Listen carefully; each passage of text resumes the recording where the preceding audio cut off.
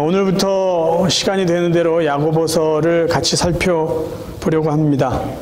야고보서는 예수님의 친동생인 야고보가 신앙생활 때문에 자기 고향을 떠나서 타지에서 조금 불편하게 살아가고 있는 유대 기독교인들을 격려해 주기 위해서 보낸 편지입니다.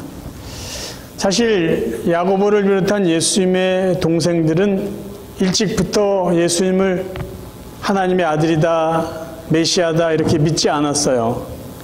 성경이 그대로 증언하기를 요한복음 7장 5절에 보면 이는 그 형제들까지도 예수를 믿지 아니함이러라 이렇게 말하고 있습니다. 그런데 어떻게 이 야고보가 예수님을 구주로 믿고 또 예수님을 믿는 성도들을 정말 하나의 말씀으로 위로하고 격려할 수 있었을까요? 성경에 보면은 십자가에 못 박혀 죽으신 예수님이 부활하셔서 야고보를 직접 만나 주십니다. 그 사건을 계기로 야고보는 예수님이 정말 자기의 어떤 육체적인 형이 아니라 하나님이 보낸 하나님의 아들이고 인류를 구원하기 위해 이 땅에 오신 메시아, 구원자다라는 것을 믿게 됩니다. 그리고 초대교회의 지도자로 정말 귀한 사역을 했던 사도가 됩니다. 야고보서를 시작하기 전에 야고보란 이 사도가 왜 유대 땅을 떠난 성도들에게 편지를 쓰게 됐을까? 그 시대적인 상황들을 한번 이해해 봅니다.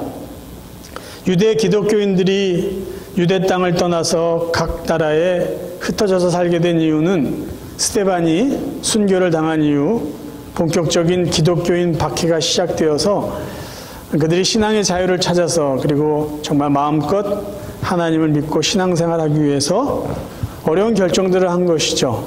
자기의 고향을 떠나서 살게 됩니다.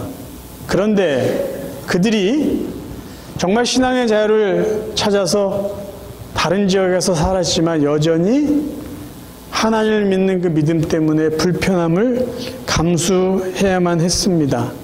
그들은 믿음 때문에 박해받는 소수였고요. 그들을 박해했던 대표적인 사람들은 같은 유대인인 유대 교도들이었습니다. 그러니까 이들은 유대인이면서 예수를 그리스도로 믿는 기독교인이었고 그들을 박해했던 사람은 유대인이면서 유대교를 믿는 예수를 메시아로 인정하지 않는 유대 교도들이었어요. 김세훈 교수의 책에 보면 이런 이야기를 해주고 있습니다. 유대인들이 로마가 세계를 지배하고 있는 그 시대에 로마 정부로부터 받았던 몇 가지 혜택들이 있었다라는 것이에요. 로마 정부에서는요, 그러니까 유대교를 합법적인 종교로 인정을 해줬습니다. 이 말은 뭐냐면 황제를 신으로 섬기지 않아도 된다는 것이에요. 대단한 혜택입니다. 두 번째 혜택은요, 이방 우상을 섬기지 않아도 세금을 면제해주는 혜택을 그들에게 줬다고 합니다. 이 말이 뭐냐면 헬라권에 살고 있는 사람들은 각 지역마다 그들이 섬겼던 우상들이 있었는데 우상을 지역 사람들과 같이 섬기지 않으면 세금을 부과했습니다. 그러니까 쉽게 말하면 같이 우상을 섬겨야지 사회에서 기본적인 혜택을 받을 수가 있었어요. 근데 유대인들은 그렇게 하지 않았는데 그럼에도 불구하고 로마 정부에서 그래 유대교는 정부에서 인정하는 공식 종교니까 우상 숭배 안 해도 세금 면제해 줄게 이런 혜택을 누렸다는 것이에요. 또 하나는 로마가 전쟁을 위해서 젊은 사람들을 군대로 모집할 때 나는 안 가겠다 그렇게 이야기해도 억지로 군대에 차출하지 않았다는 것이에요. 그럼 왜 로마 정부에서는 유대교인들을 이렇게 혜택을 줬을까요? 유대인들이 지독해서 하나님만 섬기겠다, 황제 섬기지 않겠다 그러면서 자꾸 폭동을 일으키니까 로마 정부에서 귀찮은 거예요. 그래서 저 유대교도들 지독한 사람들이니까 그래 몇 가지 혜택을 줘서 좀 조용하게 만들자. 그래서 이런 혜택들을 주었다라고 합니다. 그런데 문제는 유대교도들 입장에서는 기독교를 만약에 로마 정부가 유대교도 기독교도 같은 종교다라고 이해하고 기독교도 합법적인 종교로 인정해 놓는다면은 기독교인들, 자기들이 싫어하는 기독교인들도 자기네들과 같은 혜택을 누리며 살 거 아니에요. 그거를 그들이 받아들일 수가 없었던 거죠. 그러니까 길을 쓰고 돌아다니면서 기독교는 이단입니다. 유대교와 다른 이단입니다라고 사람들에게 말하고 기독교인들을 아주 핍박했다라는 것이죠. 그러니까 유대인이면서 기독교인들은 유대인들이 누릴 수 있는 혜택도 받지 못했고 그 지역에서 살면서 하나님 믿는 믿음을 지키려고 우상도 섬기지 않았잖아요. 그러니까 여러 가지 어려움이 그들을 힘들게 했던 것이에요.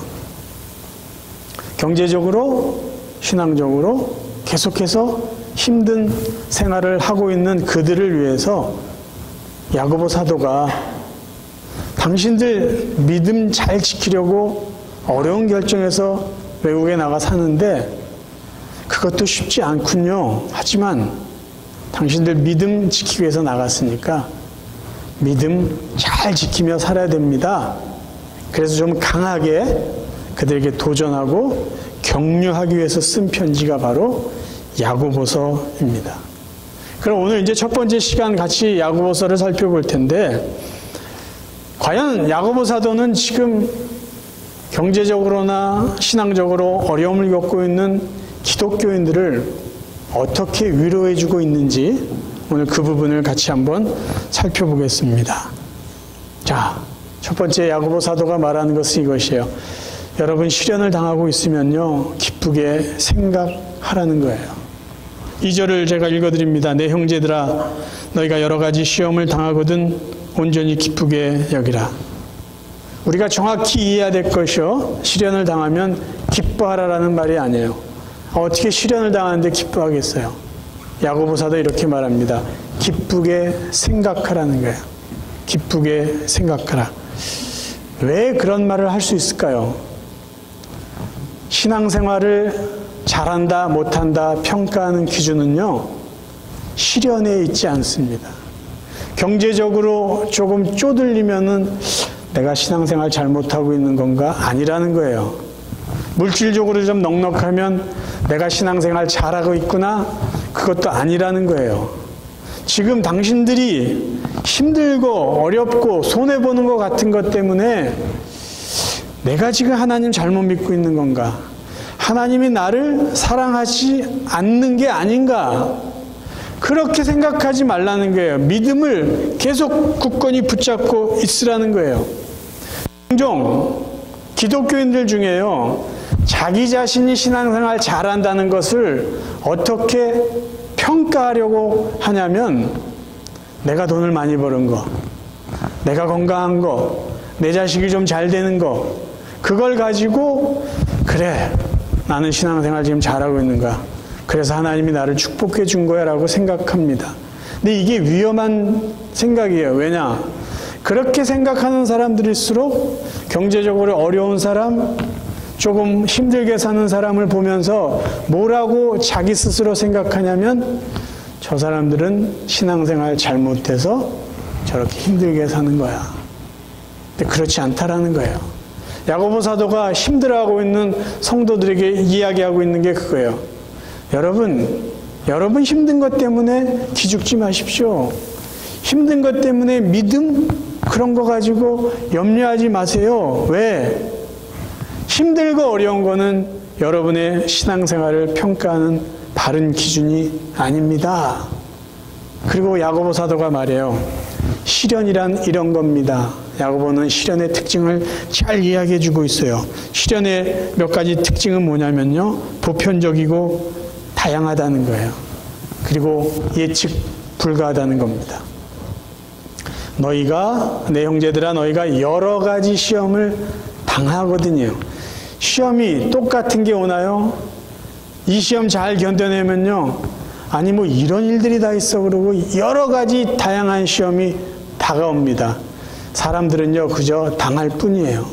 영어 성경에는요 시험을 당할 때마다라고 되어 있어요. 누구나 다 보편적으로 어려움을, 시험을, 시련을 겪을 수밖에 없다라는 것이죠. 예수님도 정말 고생 많이 한 분 아니에요? 사도 바울도. 그럼 만약에 조금 전처럼 어렵고 힘든 걸 가지고 편하고 넉넉한 걸 가지고 신앙생활을 평가한다면 예수님이나 바울처럼 신앙생활 잘못한 사람 없다라는 결론을 내려야 됩니다. 예수님의 제자들은요, 교회 전승에 보면은 모두가 다 순교를 당했다고 이야기를 해요.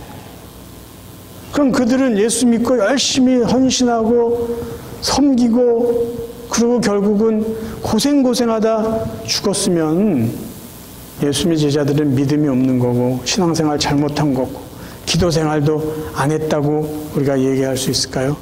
그렇지 않다라는 것이에요. 그래서 지금 야고보 사도가 힘들어하고 있는 성도들에게 격려하는 말은 쉽게 말하면 이런 거예요. 여러분 시험이 오면은 또 시험이 왔구나. 담담하게 받아들이라는 거예요. 어느 정도까지요? 그래 이거 별거 아니야. 기쁘게 생각하라는 것이에요. 왜? 시험은 누구에게나 오는 것이고 여러 가지가 오는 것이고 우리가 피할 수 없는 삶의 일부분이라는 것을 지금 이야기해 주고 있습니다. 이 본문 9절, 10절, 11절도 사실은 그 관점으로 보면 우리가 쉽게 이해할 수 있어요. 가난한 거, 부유한 거, 신앙생활 평가하는 기준 아니라는 거예요. 우리가 읽은 이 개역개정 성경에는 낮은 자는 이렇게 표현되어 있는데 이것은 가난한 자를 의미합니다.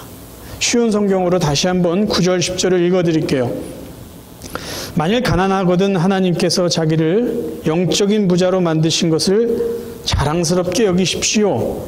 만일 부하거든 하나님께서 자신에게 영적인 부족함을 보여주신 것을 자랑하십시오. 그것은 부자도 들에 핀 꽃과 같이 결국 죽고 말 것이기 때문입니다. 여러분 좀 경제적으로 어렵다고 기죽지 마시라는 거예요. 그것 때문에 여러분의 믿음이 평가되지 않습니다. 오히려 경제적으로는 부족하더라도 영적으로 부유한 것을 자랑스럽게 여기고 자부심을 가지십시오. 그리고 혹시 좀 물질이 넉넉한 사람들이 있다면 교만해지지 마십시오. 하나님보다 물질이 앞서면 안 됩니다. 여러분의 생명도 여러분의 물질도 하루아침에 사라질 것입니다. 그러니까 영적인 면에 더 관심을 갖고 사십시오. 그 이야기를 해주고 있는 거예요. 결국 야고보 사도가 성도들에게 도전하고 위로해주는 말은 믿음이라는 것은 삶의 환경 갖고 평가되는 게 아닙니다. 여러분과 하나님과의 관계입니다. 영적인 겁니다. 힘들죠? 기쁘게 생각하세요. 별거 아니에요. 누구나 다 힘듭니다. 누구나 다 고생해요.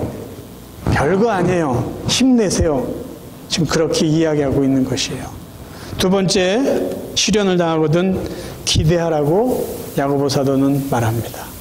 2절, 3절 읽어드리겠습니다. 내 형제들아 너희가 여러 가지 시험을 당하거든 온전히 기쁘게 여기라. 이는 너희 믿음의 시련이 인내를 만들어내는 줄 너희가 알미라.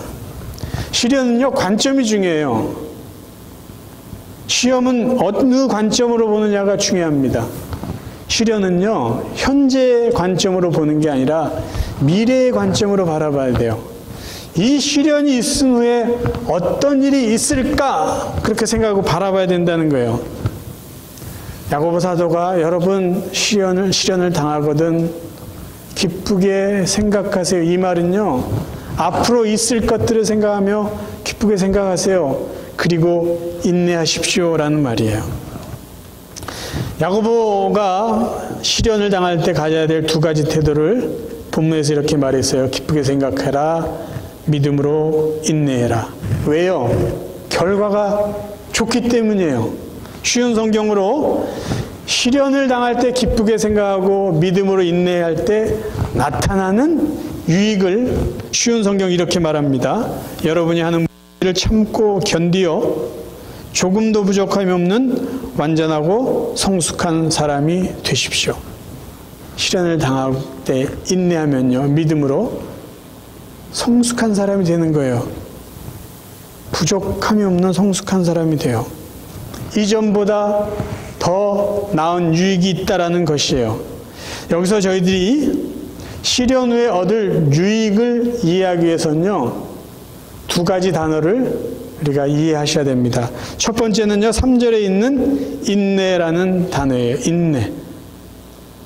너희의 믿음의 시련이 인내를 만들어내는 줄 알미라, 이렇게 되어 있어요. 자, 시련을 인내했을 때 어떤 유익이 있을까요? 첫 번째는요, 믿음이 성숙해지고요, 인격이 성숙해집니다. 여기서 시련이라고 사용된 이 단어가 헬라어로 도키미온이에요. 이 말은 어느 때 사용되는 말이냐? 1세기 그 지중해에서는 금 세공업이 굉장히 발달됐다고 합니다. 그럼 이 세공업자들이 이 금이 진짜인지 가짜인지를 판별하기 위해서는요, 1000도 온도가 되는 그릇에 금이라고 보여지는 것을 다 집어넣는데요. 그러면 가짜들은 그 불에 사라지고 진짜 금은 그대로 남아있게 된다는 것이죠. 그리고 남아있는 그 금들을 보고 세공업자가 하는 말이 도키메이라는 거예요. 그러니까 우리가 인내 이렇게 표현하지만 사실 이 도키메이라는 이 단어는요, 진짜라는 소리예요. 이거 순금이야 라는 거예요. 그러니까 우리가 시련을 믿음으로 잘 인내해 나가면 우리의 믿음이 진짜라고 증명된다라는 것이에요. 두 번째, 이 야고보는 인내, 믿음의 시련이 인내를 만들어낸다고 그러는데요, 사도 바울은 한 단계 더 넘어갑니다. 시련이 인내가 연단까지 나가요. 그러면 연단이라는 말은 뭘까요? NASB 영어 성경에 보면 쉽게 표현됐는데요, proven character 이렇게 되어 있어요. 입증된 성격. 그렇죠? 그러니까 하나님이 인정해 주시던, 사람이 인정해 주시던 사람의 성격이 입증이 돼요. 증명이 돼요. 우리식으로 표현하면요, 인품이라고 말할 수도 있고요, 품격이라고 말할 수도 있어요. 시련을 믿음으로 잘 견뎌내면 우리의 인격이 품이 있어지는 거예요. 존경받을 수 있는 인품이 된다라는 것이에요. 시련을 믿음으로 인내했을 때 나타나는 유익들입니다. 그런데 이게 그렇게 좋은 걸까요? 생각할 수 있어요. 그냥 살면 되죠. 근데 이런 믿음의 시련을 인내하고 연단되어졌을 때 결과는 성경에서 이렇게 말합니다. 베드로전서 1장 7절. 너희 믿음의 확실함은 불로 연단하여도 없어질 금보다 더 귀하여 예수 그리스도께서 나타나실 때에 칭찬과 영광과 존귀를 얻게 할 것이니라. 그러니까 가치가 있는 거예요. 인내하고 연단될 때 그게 주님 오실 때 칭찬이 되고 영광이 되고 존귀가 된다라는 것이에요. 자, 시련은 분명한 유익이 있습니다. 두 번째 유익은 뭔지 아세요? 상처 입은 위로자가 돼요. 고린도서 1장 3절 4절 읽겠습니다. 찬송하리로다. 그는 우리 주 예수 그리스도의 하나님이시오 자비의 아버지시오 모든 위로의 하나님이시며 우리의 모든 환난 중에서 우리를 위로하사 우리로 하여금 하나님께 받는 위로로서 모든 환난 중에 있는 자들을 능히 위로하게 하시는 이시로다. 우리가 시련을 믿음으로 잘 견뎌내고 시련 중에 하나님의 위로로 잘 인내해 나가면 누군가 시련 중에 있을 때 우리는 그들을 잘 위로해 줄 수 있는 위로자가 된다라는 거예요. 그래서 우리가 과거에 받은 상처와 아픔, 그 흔적들은요, 저는 이렇게 표현합니다. 자격증이라고. 어떤 자격증이냐? 내 아픔의 경험이 다른 사람의 아픔을 위로해 줄 수 있는 위로자의 자격증이에요. 그러니까 시련을 우리가 믿음으로 잘 견뎌야 되는 이유 중에 하나는 누군가를 위로해 줄 수 있는 귀한 경험이기 때문입니다. 세 번째, 시련을 겪고 내 얻을 수 있는 유익은요, 천국에 대한 소망을 분명히 갖게 됩니다. C.S. 루이스의 그 말을 인용하겠습니다. 고난에 대한 기독교 교리가 우리가 살고 있는 세상에 대한 매우 흥미로운 사실을 설명해주고 있다고 나는 생각한다. 이 세상 속에서 하나님은 우리 모두 바라는 뿌리 깊은 기쁨과 안전을 우리에게 허락하지 않으신다. 우리 하나님 아버지는 여행길에서 우리가 쾌적하게 쉴 수 있는 곳을 허락해 주심으로 우리의 원기를 회복시켜 주신다. 그러나 그런 곳을 집이라고 착각하도록 우리를 격려하지는 않으신다. C.S. 루이스가 하는 말이 좀 어렵습니다. 그리고 또 번역된 거 보니까 더 어려운데, 쉽게 말하면 이런 거예요. 이분이 과연 영원이 있는가, 영원한 세상이 있는가, 그거에 대해서 이제 쓴 내용 중에 일부분인데요. 이 사람은 분명히 이 세상 아닌 영원한 세상이 있다라는 것을 이 말을 통해서 설명하는 거예요. 뭐냐? 하나님 우리가 이 땅에 살아가는 동안 힘들고 어려울 때 위로해 주신다는 거예요. 힘을 주신다는 거예요.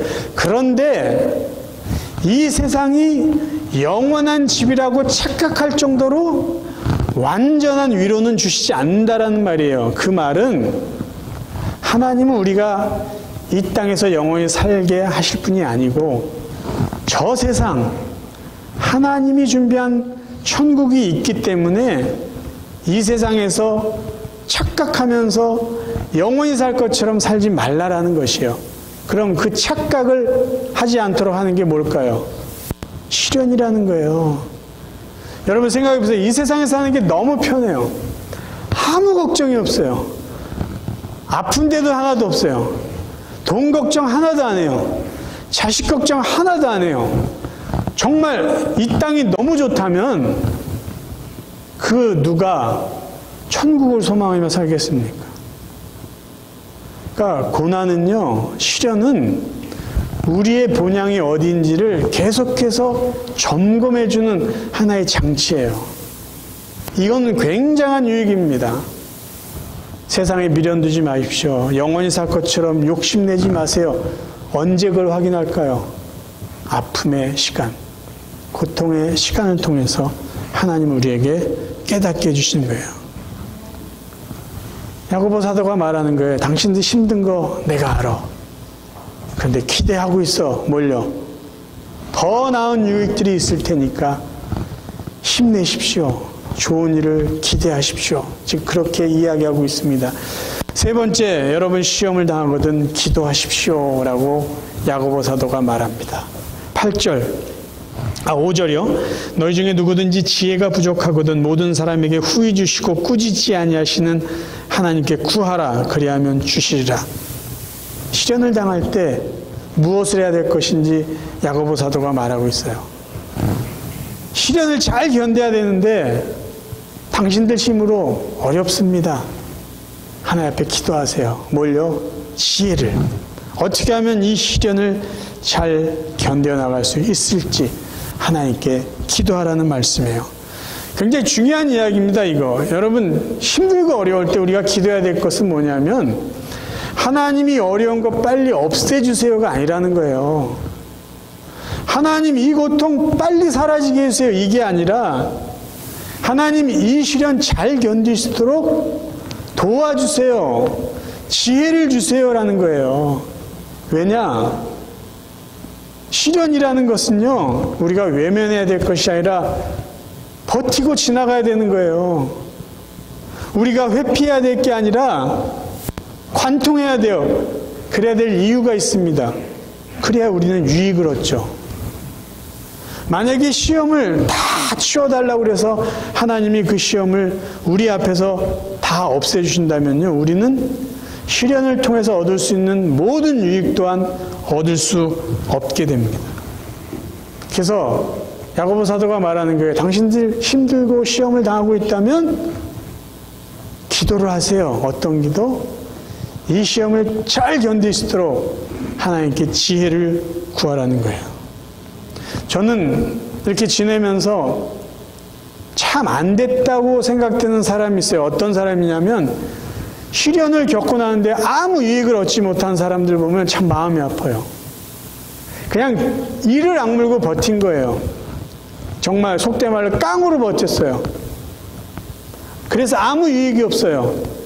그런 분들을 보면은요, 사람들에 대한 이 관계가요, 굉장히 안 좋아요.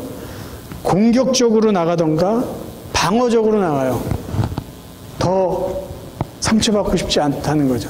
그런데요, 시련을 믿음으로 또 하나님 주신 지혜로 잘 견뎌낸 분들은요, 조금 전에 말씀드린 그런 유익들을 얻으니까 다른 사람을 이해하는 공감 능력도 생기고요, 하나님께 대한 더 분명한 소망을 갖고 살게 됩니다. 왜 지혜가 필요할까요?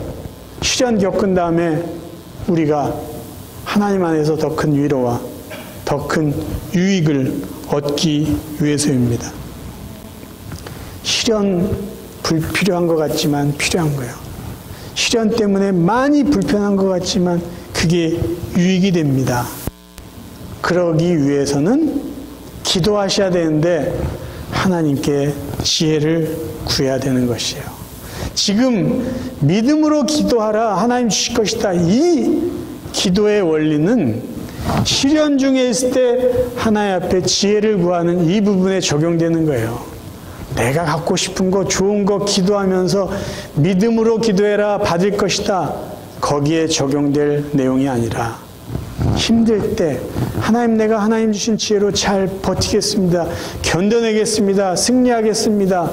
하나님 저 도와주세요. 이 기도에 하나님이 100% 응답해 주신다는 것을 믿고 기도하라는 말씀이에요. 야고보 사도는요, 시련을 당할 때 기뻐하라라고 말하지 않았어요. 솔직히 저희들이요, 어려운 일 당하면 기뻐할 수 있나요? 우리는, 저 같은 경우는 절대 기뻐하지 못해요. 힘들어요. 낙심할 수 있어요. 굉장히 마음이 약해집니다. 그런데 야고보 사도가 우리에게 다시 한번 도전해주고 위로해 줍니다. 기뻐하지 말고 기쁘게 생각하라는 거예요. 왜? 시련 가지고 여러분의 신앙생활 평가하려고 하지 말고, 시련 좀 당한다고 하나님이 나 사랑하시지 않나 그런 의심하지 말고, 조금 경제적으로 어렵다고 하나님이 나에게 벌 주는 거 아닌가 그런 생각하지 말라는 거예요. 세상 모든 사람들 다 똑같은 아픔, 걱정, 근심 있으니까 담담하게 받아들이십시오. 조금 더 강하게 말하면 기쁘게 생각하십시오, 그런 거예요.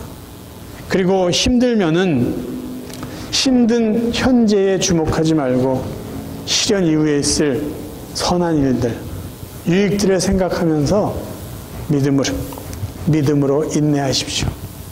그리고 여러분이 시험을 당하거든 혼자 힘으로 버티려고 하지 말고 하나님 앞에 지혜를 구해서 정말 지혜롭게 여러분의 시험 잘 이겨나갈 수 있길 바랍니다. 왜 그렇게 이야기했을까요? 그게 바로 믿음으로 사는 성도의 모습이기 때문이에요. 믿음으로 사는 성도의 모습은 시련을 당하거든 기쁘게 생각하고, 시련을 당하거든 기대하고, 시련을 당하거든 기도하는 것입니다.